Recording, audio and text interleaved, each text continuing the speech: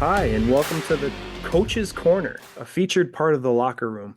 I'm one of your hosts, Justin Ham, and thank you so much for joining us as we journey through tough issues that guys face as athletes and as humans. Let's welcome our guest today for the second time, Greg Johns, as he is here today to help us navigate the questions of guys, God, and does it matter? Greg, thank you so much for taking some time to join us for a second time. What made you want to come back and join us for this lovely interview? Well, you asked me very nicely, and I just felt like I needed to say yes. And becoming a real podcast pro here, my second one now. So, we can only hope we see some signs of improvement as we progress here. Oh, I'm sure that it was great the first time, and if anything, the audio might be a touch different because we're recording it slightly differently. But I do thank you, and yes, you did say yes when I asked you, so I really am super thankful that you're joining us here. So, just for those of us who maybe haven't heard the first time, just if you could share a little bit about your coaching background, because you are one of our coaching experts, but there's a little bona fides that we probably want to highlight first. So, what's your background in coaching, and how long have you been doing it, and what's your role currently? Yeah, so I started teaching and coaching in the fall of 1997. So I'm currently finishing my 28th year total. I've had the pleasure of working in two amazing school districts. Where I'm in Middleburg, which is in upstate New York, kind of like we all usually say in the Albany area, but it's in the Schoharie Valley. It's a small rural community. Finishing my 19th year here, and over the years I've coached varsity soccer, modified basketball, girls varsity basketball, and boys varsity basketball. In addition to my role as a phys ed teacher and an athletic director. So a lot of hats have been worn over the last almost 30 years now. Wow. That is, and I know that, and it's still hearing all of that. It is very impressive, your coaching resume.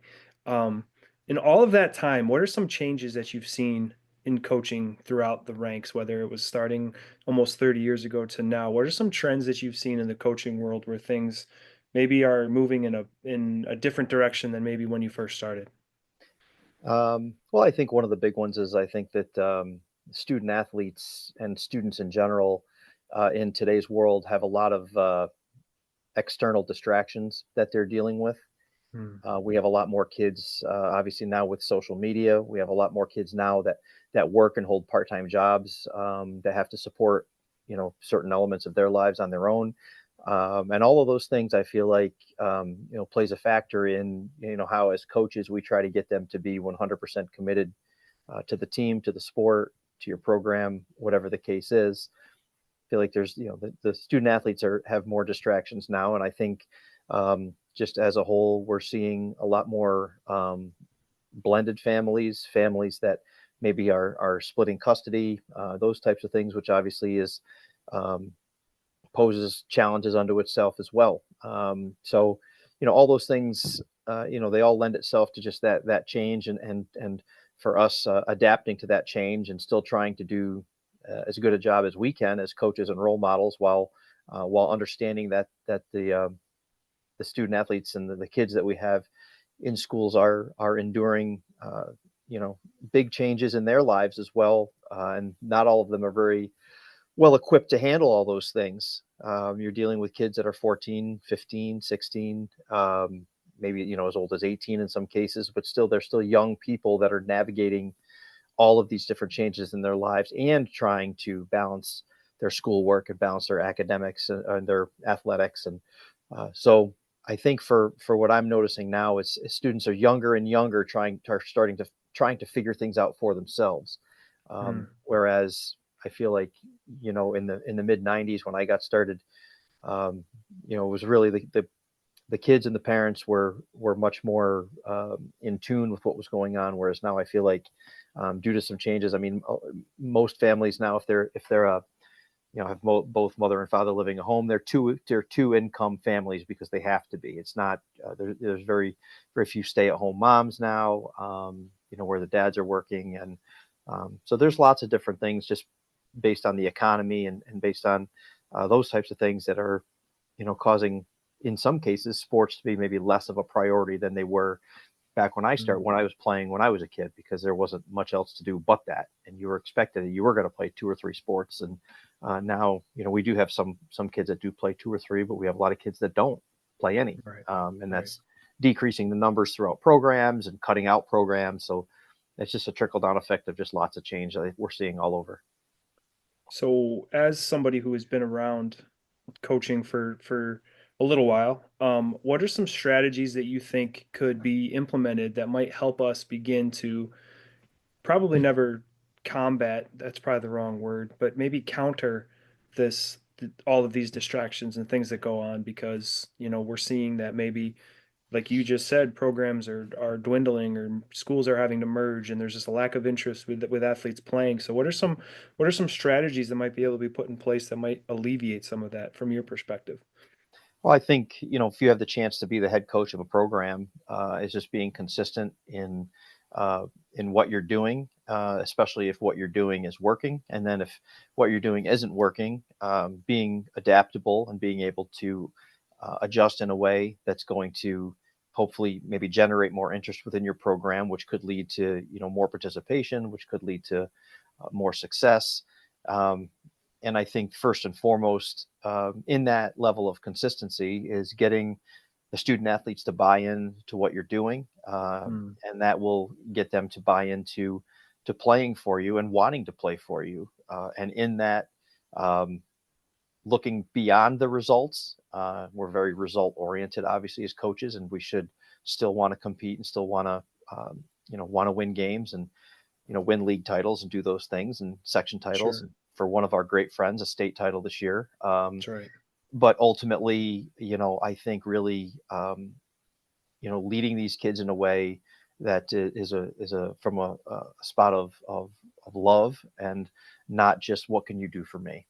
And Mm, kids aren't as foolish as people would like to think they are. Some cases, kids are very perceptive and they can see through you if you're not in it for the right reasons. And I think, especially in today's world, when there's so much inconsistency within their lives, that they need to see a consistent figure, and that person, as a coach, is so very valuable to these kids when we have the opportunities to be in front of them.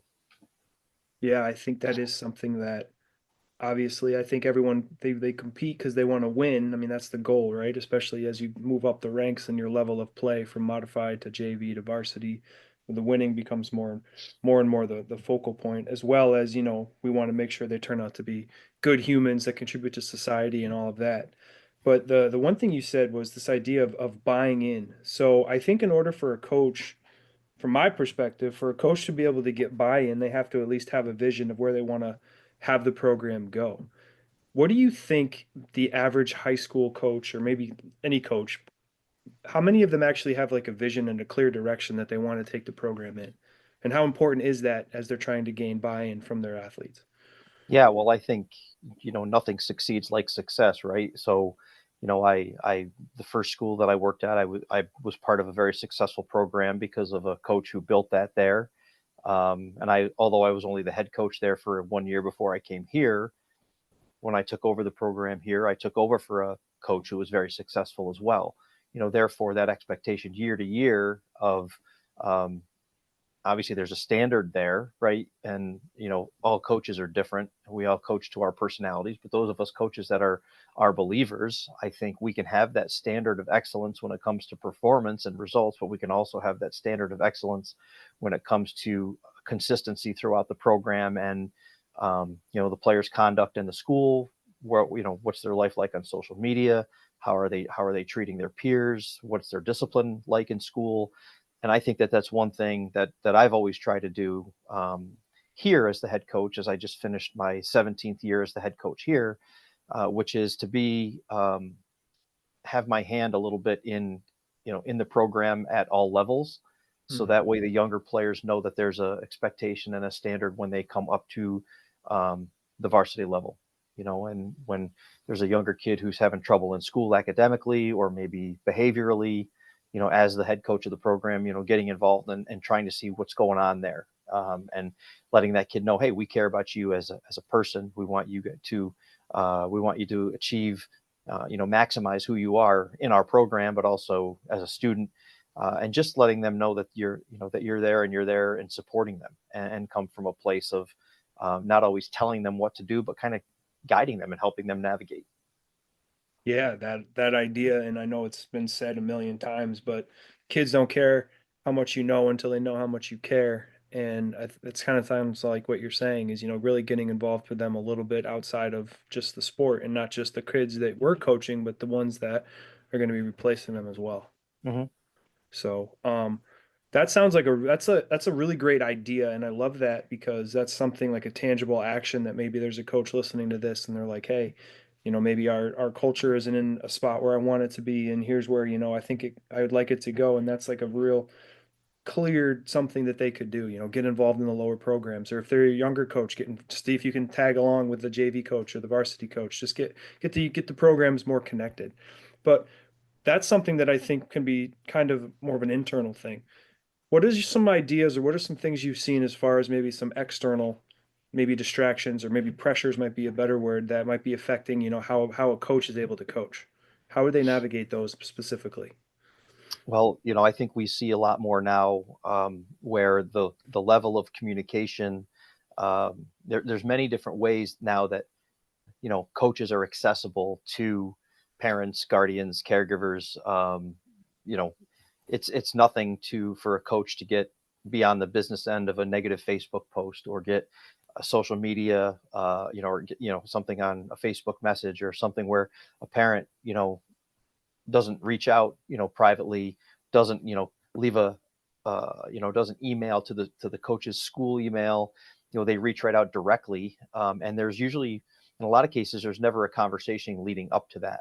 Mm, Where they're upset with their children's their playing time or something like that. Playing time's always a big one, and sure. instead of having a conversation with the child, they go right at the coach, and the coach is wrong immediately. Where there was a time that the parents would, force their child to have that conversation. And I think just the communication piece is one of those things where, for all the good that social media, can be, in some cases where people can just air their dirty laundry, and um, there's, that's one of those things where, we've all been there, Sure. where, and I think that that's one of those things that just opens up a can of worms when you're looking at, putting something out there publicly, and without having a conversation. And a lot of the parents now are younger parents too. I'm to the stage of my career where, I'm coaching the kids of kids that I had, so they feel Yeah. like they might feel like they have that connection to you, where, um, that instead of saying, hey man, you need to go talk to coach, or wondering, well, maybe the parent doesn't realize, well, he was late coming out to practice, or, one of the teachers said that he said this in school, and that's why I handled him the way that I did.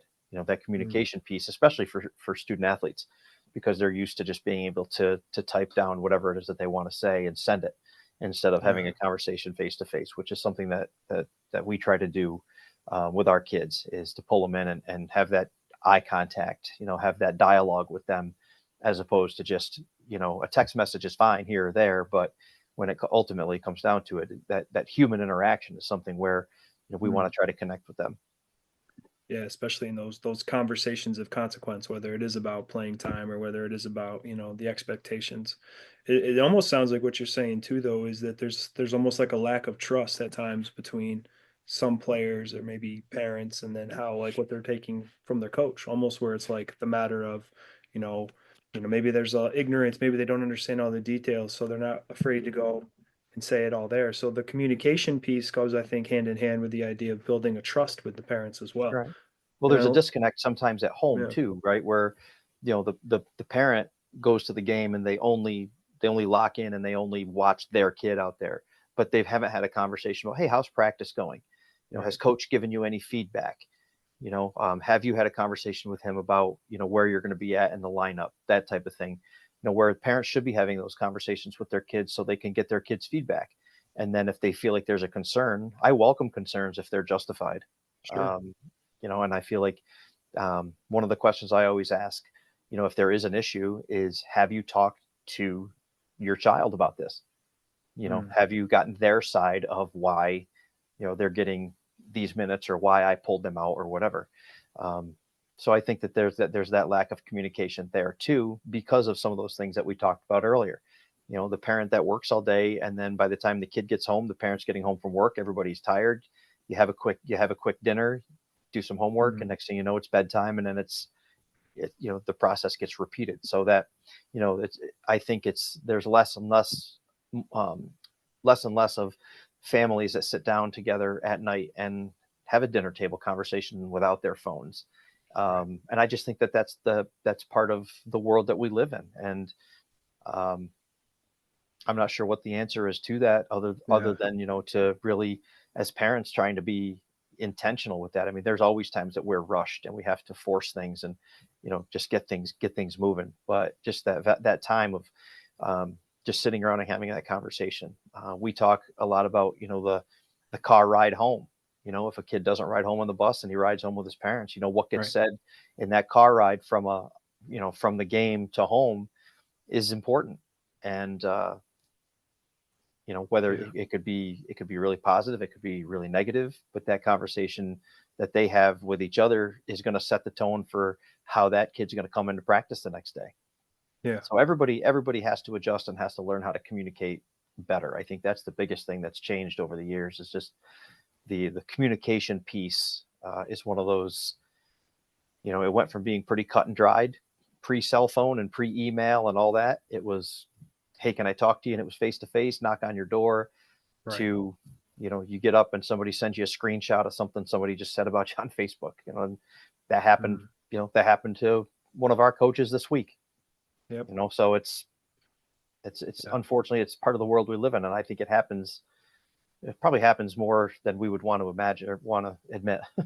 Yeah, no, it is probably one of those things, and that's something that, I, as a coach myself, sometimes see it on Facebook, and there's a part of me that's like, I don't even know why I worry about it, but it's the human element, I think, as a coach, just, what could go wrong.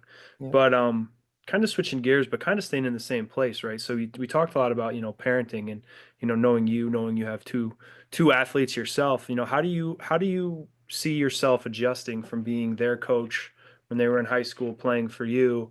Now they're playing in college and you're no longer their coach. Now you're just a parent. How do you find that transition going? Like, what are some of the conversations you're having with your boys now, as they're, well, men, as they're playing now at the next level, as now you're the parent, you're not the coach necessarily, you're still, now that you're just dad.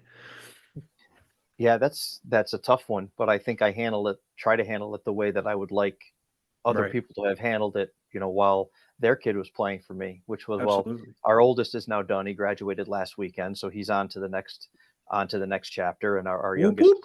yeah, right, it's wild. Our youngest just finished his first year, and the freshman grind is a real thing, Yeah.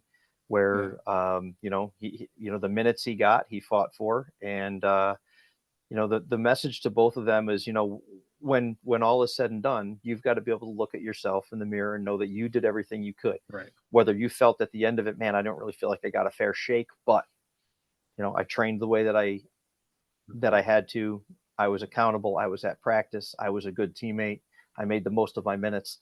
You've got to be able to look yourself in the mirror and know that you've done everything that you could, uh, to at least, make a mark and get yourself out in the field for, and become an impact player. But at the same time, it's the same message. Like, if the minutes aren't what you think they are, and you feel like you need to have a conversation with coach, then you go have that conversation. Right. But you got to come from a place of, I'm doing everything I can and I just don't understand.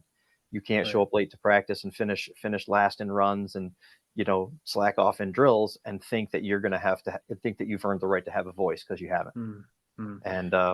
And that translates into the next chapter for kids when they leave high school and they leave college. If you want to move up the ladder, and you want that promotion, or you want to move into a leadership role, what have you done to deserve the right to get there?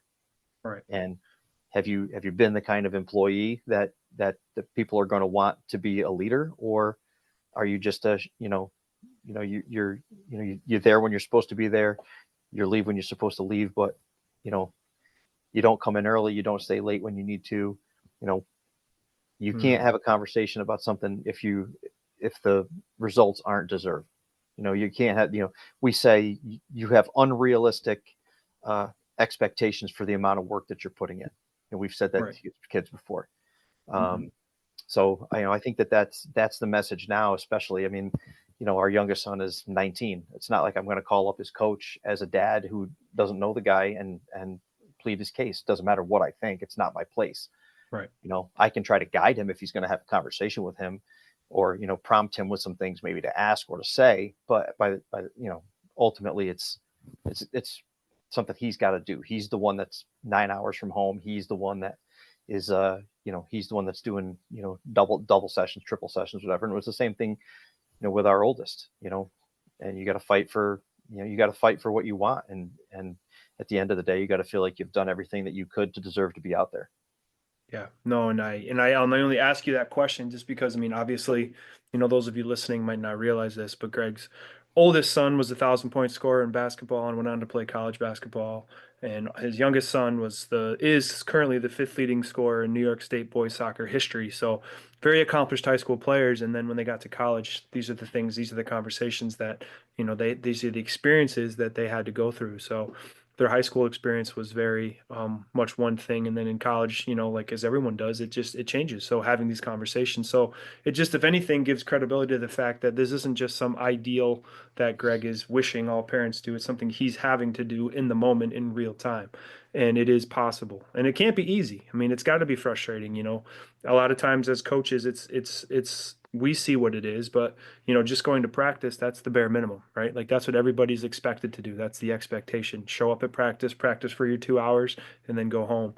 It's what they're doing in the off season. It's what they're doing, before and after practice. It's how much game film they're watching. Those are the little things that make the difference. And those are the little things that I think coaches look for. And I think a lot of times it's easy for um, people who don't see the whole picture to jump to conclusions when in reality, as coaches, if we're doing our job correctly, those are the things we're looking at more than being influenced by what's being on Facebook or what other people are saying or external factors. But it's not easy to do that. It's not easy to make those tough decisions because people get mad at you. So I guess that leads me to my last question is how do we as coaches handle the ability, or how do we handle the idea, that's the word, that we're going to upset people, as believers, we know that everything we do should be done to the Lord, and that should be our really only focus, and we want to serve our kids. But how do we wrestle with the fact that no matter what we do, there's going to be people that are upset with us?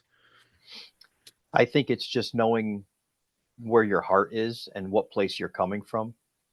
And as we get older, I think we get the ability to step back Hmm. and kind of survey the overarching situation as opposed to just reacting to it, which I think for any of us that started coaching, especially as young as I have, and I was very reactive to things instead of trying to Hmm. process things. And just as an example, now if I have a parent who's upset because of how their kid's being treated, I can understand that as a parent because we don't like seeing our kids, upset. We don't like Right. seeing our kids feel like they're getting the shaft or whatever. Um, and I've said to kids before, listen, this is a conversation you and I have to have. I understand your parents are upset, but the first thing that you should do is be thankful that you have parents that care. Right. I'm like, don't be mad at them. I'm like, they're navigating this too. We'll work on that relationship, but right now, what matters now is my relationship with you and how we work this out, Hmm. because that's what's going to um, affect our team. Right. Because I think that is something that I know for me, I'm still learning how to adjust with that is the fact that no matter what I do, somebody's not going to be happy. But then that's not the goal. The goal isn't to keep people happy. The goal is to improve the team. The goal is to lead the team and help them become the best version of themselves as an athlete, but also as a person. And And that's but at, that's the at the end of the focus. day, as believers, right? Like, Mm. you know, that journey in and of itself is a hard one because, for me, having become a believer, at 25, the my it took me a while to get to where I am, and I still have a lot to work on.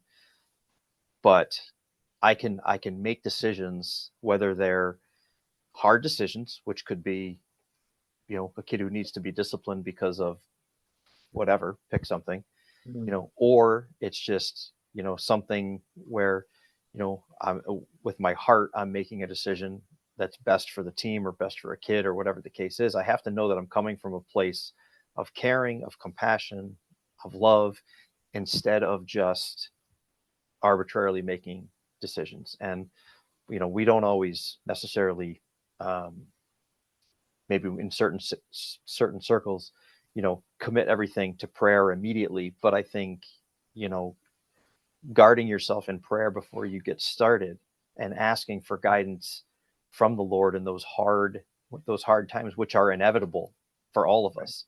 Right. You have hard times when you're winning. You don't know, it's not just hard when your team's struggling. You have hard times when you're winning. It's just like, Mhm. when you become a believer, you can't think that just because you become a believer that all of a sudden all your worries are gone.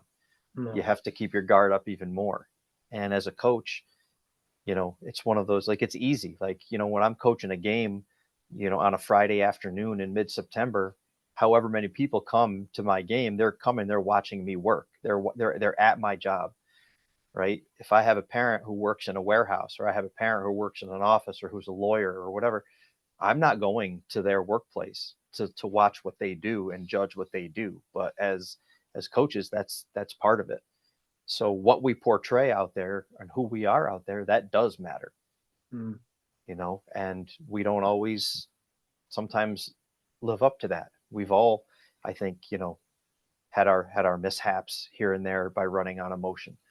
But I think if you protect yourself, in your faith, and know that, you've lifted, you pray over those fields and those courts, you pray over those kids, my wife, she started doing this, and praying for kids by name. Like, Mm. where's your roster? Let me look at your roster. Praying for kids that she doesn't even know. That something from this season will ultimately, it might not point to a state title or a league title or an undefeated year, but you know point these kids in the direction, that there is a risen Savior who loves us, who died for us, that wants to spend eternity with us. And that's my vision now. I think is Mm. more. I mean, yeah, I'm as competitive as the next guy. I want to win as much as the next guy, but ultimately, it's like, what example have these kids seen from me, to the point where when I retire, that they look back and they're like, man, I get it now. He really tried. He really looked out for our best interest. Um, so I think that's where it's at, is from a heart posture of just Mm. caring and being believable. You're not going to fool them. Like, Right. you're either authentic, or you're not. Um, so yeah, I mean, it's a journey, obviously. Anytime you do anything for 3 decades or close to it, or 5 years or even 2 years, like, you're going to learn so much from year to year, and just having that openness and that willingness to realize that there's going to be ups and downs. um, but for me, it's like, I just really, I lean on my faith, because it's not easy. It's not easy, um, in a Yeah. public school, and with all the different ways that you can be scrutinized out there. But ultimately, there's no more beautiful thing than being out there with a group of teenagers, and trying to get that them all to row in the same direction, and get them to realize, you're coming from a place of love, and ultimately, that's what the Lord would have for us, is to lead in that way.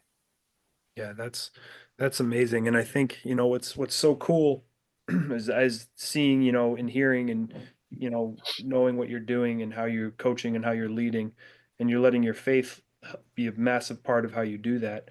I know that there has to be other coaches out there who, believe what we believe, who love the Lord, who love um Jesus, and who also want to see their students and athletes impacted, just like what you're saying and just like what I'm saying. And there's resources out there, I think, that we could use as FCA specifically. We do coaches timeouts, we do coaches huddles, and this is like not to plug FCA necessarily, but it just kind of is a natural segue that it's really hard to stand when you're by yourself, but knowing how many other Christian coaches are out there, that's a big heart for me. And with this podcast, and then just with the area that I serve within FCA, of reaching coaches who already love Jesus, who may be already doing just like what how you're describing, and how you described what your wife was doing, and just they're already living out their faith, but knowing, hey, we're not alone. There's more coaches out there that are doing the same thing. What a cool thing to just see take off in our region if we could just get these coaches together so that they could all be rowing in the same direction, to steal your quote that you just said. Yeah, and there's so much out there too, and beyond just your conventional sports, your conventional team sports, which is what I've been learning the last year and a half, 2 years, is seeing different Yeah. things that are coming up, like motocross, like hunting, like outdoors, Yep. um, those types of things. It's like, wow, I mean, I would never even have thought, that there would be a motocross camp where kids would go, and like you would run a soccer camp, these kids are on dirt bikes. Like, that's pretty Yeah. cool. But it's all, led by people who love the Lord, and it's all geared in a direction where, through sports, to find that faith, to find that saving knowledge through Yeah. athletics. And athletics is a beautiful bridge to a lot of things. And for those of us to get to coach in a small town, these kids, this is a ticket for these kids to really learn some values beyond just the expectation of trying to score more points than the other guy. Right. And those values are essential to them being successful after high school.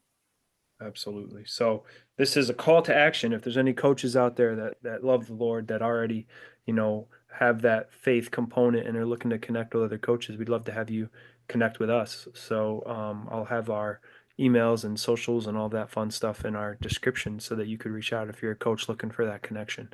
But before we get out of here, Greg, I just didn't know if there's any other parting thoughts or things of words of wisdom that you wanted to bestow on our listeners before we turn you loose. I don't know how much wisdom I have. I have experience, but I would just say be authentic in what you do. When you see an opportunity to, um, to witness or to really just sit down and have an authentic conversation with a kid, do that, because that's something that they don't often get in their lives. And we can lead in a godly way, without throwing the Bible at them. We can lead in a way that's just different than Mm, they get led by other people in their lives. So I think authenticity, and being genuine. Uh, I think that that's something that, as coaches, whether you're a first year coach, you're aspiring, or if you're at the other end of your career, like I am, I think just being authentic and being genuine, I think will take you a long way, in leading today's youth. So I think that's probably my biggest one at this stage of my career. that is awesome. So being genuine and being authentic are the key points to take away. So Greg, I just thank you so much for taking some time and sitting with us and letting us interview you for the second time. I'm sure this won't even be your last time. But we just love the chance to sit down and have a conversation. So It's thank you my so pleasure, much. man. My pleasure. Awesome. Well, we will listen. This will drop on Tuesday. So those of you listening, be ready every Tuesday. We at the Locker Room drop a new podcast. So thank you all so much, and we'll catch you next time.